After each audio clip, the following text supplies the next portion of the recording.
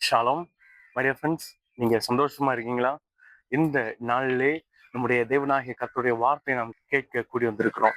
இந்த ஓய்வு நாள் 6 நாளும் நாம் வேலை செய்து, இந்த நாள் 7ஆம் நாளிலே தேவனுடைய சமூகத்திலே காத்திருந்து அவரோடு ஐக்கியப்பட, அவரோடு இன்னும் அதிகமாக இணைய நாம் இன்றைக்கு அங்கே காத்து கொண்டிருக்கிறோம்.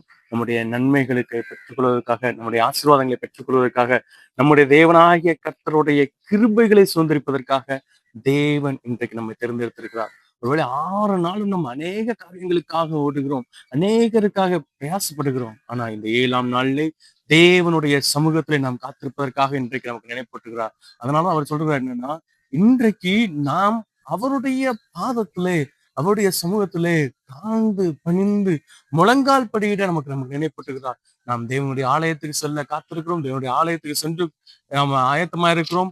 ஆனாலும் தேவனுடைய சமூகத்திலே தாழ்மையோடு பணிவோடு நாம் அவருடைய சமூகத்தை சென்றடைய, அவருடைய சமூகத்துக்கு செல்ல இன்றைக்கு நமக்கு நினைப்பூட்டுகிறார். 6 நாளும் நாம் வேலை செய்கிறோம். 7ஆம் நாளிலே தேவனுடைய கர்த்தருடைய ஓய்வு நாளான இன்றைய நாளிலே அவருடைய சமூகத்தில் நம்மை முழுமையாய் அர்ப்பணிக்க இன்றைக்கு நமக்கு நினைப்பூட்டுகிறார்.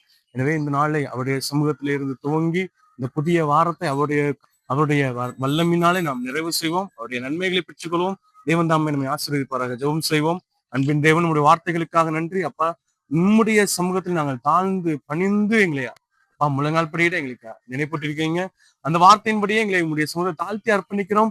எங்களுக்குரிய நன்மைகளை நீங்க பெற்றுதாங்க. ஏசு கிறிஸ்துவின் நாமத்தினால பிதாவே. ஆமென். God bless you all.